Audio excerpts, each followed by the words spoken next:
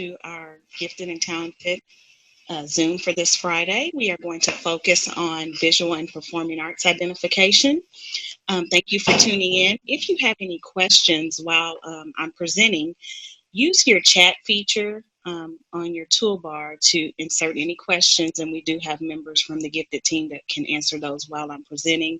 And then if there's any questions that are for the good of the group, I will also address those out loud. So we will go ahead and get started. In the area of visual and performing arts, students identified as gifted and talented in visual and performing arts possess either the potential or the demonstrated ability to perform at an exceptionally high level. These students demonstrate the potential for outstanding aesthetic production, accomplishment, or creativity in visual art, dance, drama, or music. So there are 4 categories in which a student could qualify for visual and performing arts, and those 4 are visual art, dance, drama, or music. So identification criteria that can be used to identify those students, there could be an audition or a demonstration of that particular talent. There could be letters of recommendation submitted from a specialist in that area. So that could be a letter of recommendation from an art specialist, a dance instructor, drama teacher or instructor, or a music instructor as well. Students could also have awards for their performance or demonstration in their area of giftedness. And also a portfolio could be submitted for visual and performing arts abilities. Some of the characteristics to keep in mind when identifying students for visual and performing arts are that the students are aware of their talents. They usually show a concern for developing technical skills. They're very introspective about the role of the arts in their lives. Sometimes they like to break from tradition. They could exhibit some impulsive behavior. They can demonstrate an autonomy, independence, and flexibility. And there is usually a desire for more education in their preferred domain.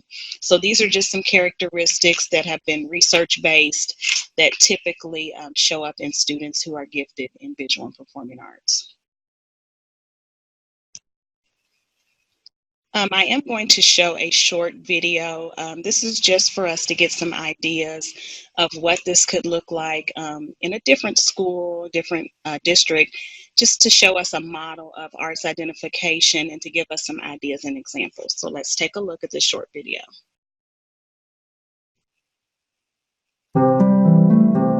We want to find these artists. We know they're out there. We need the support from teachers in the buildings. We need students to be aware that this is something that's out there, that we see them, all of them.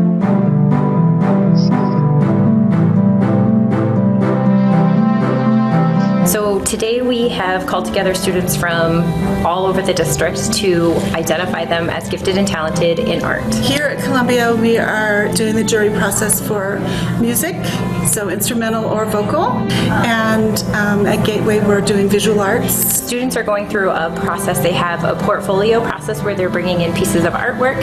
The other piece is that they're going to be doing a performance drawing. So all the students are going to do a still life drawing in 1 minute, 3 minutes, and 20 minutes, so we can kind of see their art develop over time. We want to identify these gifts and talents in students, not just in academic areas for math and reading and writing, but we really want to look at all of their talents and all of their gifts. We want to inspire them, and we want to acknowledge them and support them and motivate them in school. To hear someone else recognize that could greatly impact the rest of their lives, you know. So I know that happened to myself. I don't think I'd be an art teacher without Mrs. Jenkins telling me back in elementary school how talented I was. So it's kind of cool that the kids that do try really hard with their art and are really good at it get recognized for it. So it's kind of cool.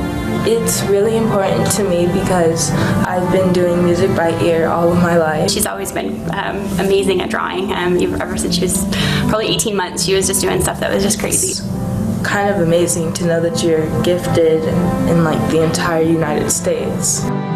We have students that, maybe the academic areas are not their strengths, but the art is where their passion comes, and that's where they want to go with their career. And we want to be able to support them and give them that pathway through whatever that means. I'm doing it from my high school, so when I go to high school, it'll be on my records, so then it'll kind of give me a better name in high school. And we want to make sure we honor that just for their self-concept and to kind of pave the way for a bright future for them. I could potentially get a musical scholarship for college in the future, and if not, this could at least open more doors for me in the future. When music comes to my ears, everything is like in a different world.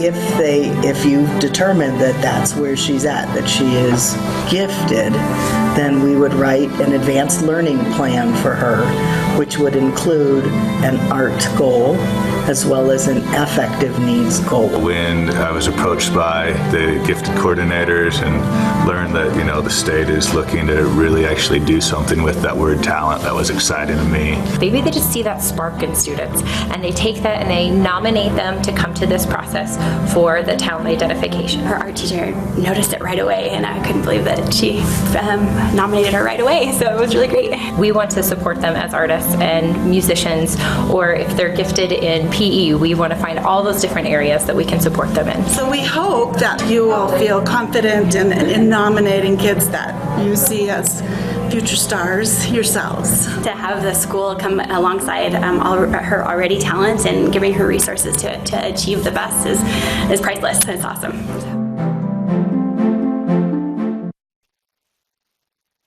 So one thing that I do want to emphasize from that video is that students have to be given opportunities to demonstrate their ability. So we want to keep that in mind when we are looking at students to identify in visual and performing arts, is that they have to have various opportunities to demonstrate their abilities in those areas. Now we are going to take a look at some of the specific identification resources that you all can use. And these are all located in the Gifted Google Drive that is available to you. So the first one would be the Professional Recommendation Checklist. So if we take a look at that, this is what it looks like. It is located in the drive, and this would be completed by someone who has worked with that student and has a background with that student, especially if they are being identified in the visual and performing arts. You would want someone who has a background in that area. So that is one resource. We also have the Visual and Performing Arts Referral Form that is located in the drive. I'll put that. We have the teacher nomination, and you would select Visual and Performing Arts. Here it says to please describe in detail behaviors and observations that lead you to believe that the student is gifted. So there would be also more information in regards to that student's abilities. Just like we've discussed in all the other gifted areas, there is also the gifted jot downs that we have. There for visual and performing arts. There's one for the visual art category. There's one for the music category. There's a jot down for the dance category, and then also one for drama.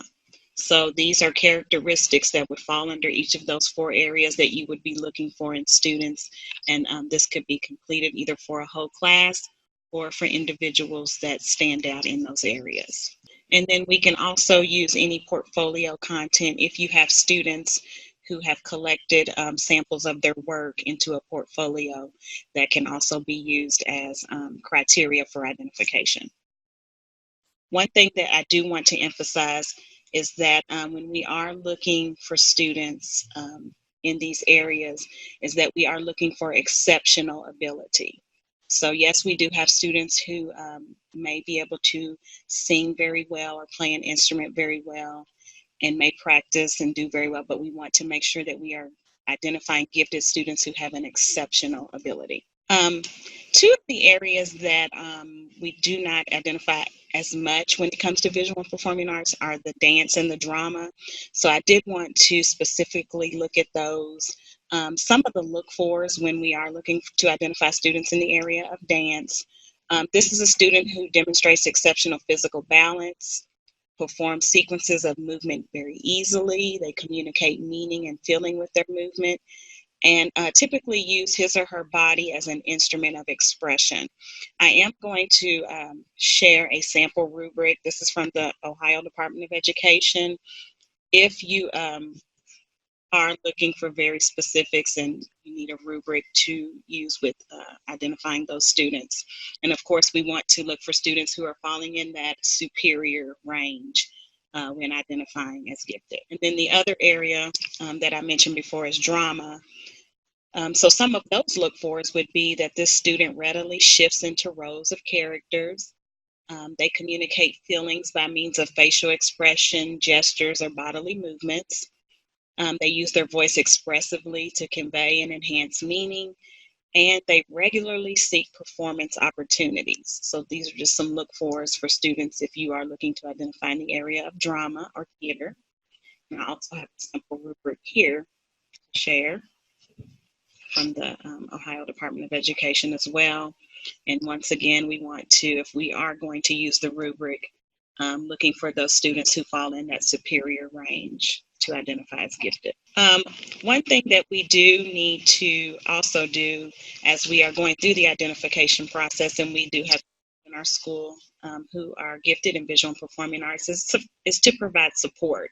So just 5 things that we could do to support those students is provide sequential organization that allows skills and concepts to build on one another.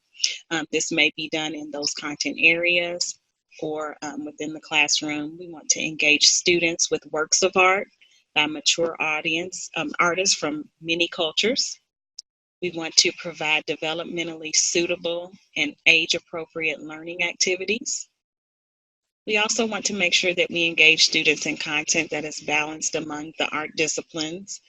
And we also want to help the students build self-confidence in their own creative abilities. And they kind of touched on that in the video earlier, making sure that those students are confident in their abilities.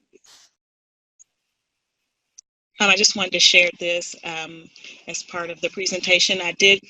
Mr. Peak, who is was the art teacher at the Du Bois Academy last year, was very intentional about providing several opportunities for his students so that he could identify students in the area of visual and performing art. So he did have some art clubs and different things and gave them outlets and examples and opportunities for them to demonstrate their talents. And so that is very important when we are identifying students that they have those opportunities. We know that there are some schools that may not have arts teachers in their building. So we wanted to offer some other options. If your school lacks a staff member with an arts background that could possibly help you identify those students, we want to make sure that you have some assistance. You could partner with local arts and communities organizations. You could team up with art faculty and staff at surrounding schools. And you could also, if your school is a recipient of the 5x5 Arts Grant, could also look at using artists in residence as well to help you identify those students that have those exceptional abilities. We do plan to share some exemplars for visual art. We are in the process of working with our district art specialists to get some of those for you all. So once we have those, we will definitely be sharing those with gifted leads and your arts teachers in your building as some examples that you could use when looking at visual art ability. Some of those service delivery options for those students that you identify could be, they could receive resource services if you have an art, music, or drama specialist in your building. They could also, you could have collaboration with outside organizations. I mentioned the artist in residence. Mentorship is also a very good service option for those students that are identified and gifted for visual and performing arts. I did have a few resources that we wanted to share. All of these are located, I believe, in the drive, so you should have access to them. And one of them is a book list that has several resources that was compiled by our district art specialists. So this is available to you to kind of look at some resources as different areas, art, music, drama, for you to use. Another good resource for you is the Kentucky Department of Education and the National Association for Physical Education. I also linked the video that we watched previously in the slide. And then the Visual and Performing Arts Standards, which if you have an arts and humanities teacher or an arts teacher in your building, they would be familiar with. But we've just linked this here in case you wanted to take a look at what those standards actually were so that you could identify exceptional abilities in your students. So if you have any questions, please be sure to type those into your chat box so that we can answer those or assist you with those. If you think of something after the presentation, feel free to give us a call here at the Gifted and Advanced Program Office at 485-7424, or you can email me with any questions that you might have specifically that pertain to your school. Also, we will be uploading a copy of this presentation to the Gifted Google Drive, as well as the video will be available on the JCPS Digital Learning channel. So we definitely want you all to use any of these references or resources. And if you need any additional support, please email us or call us to let us know how we can support you and your school in identifying and servicing these students. Our next presentation will not be until we return from the winter break in January, and the next Zoom meeting will focus on general intellectual and specific academic identification. So please let us know how we can help. Thank you for tuning in today, and we look forward to working with you.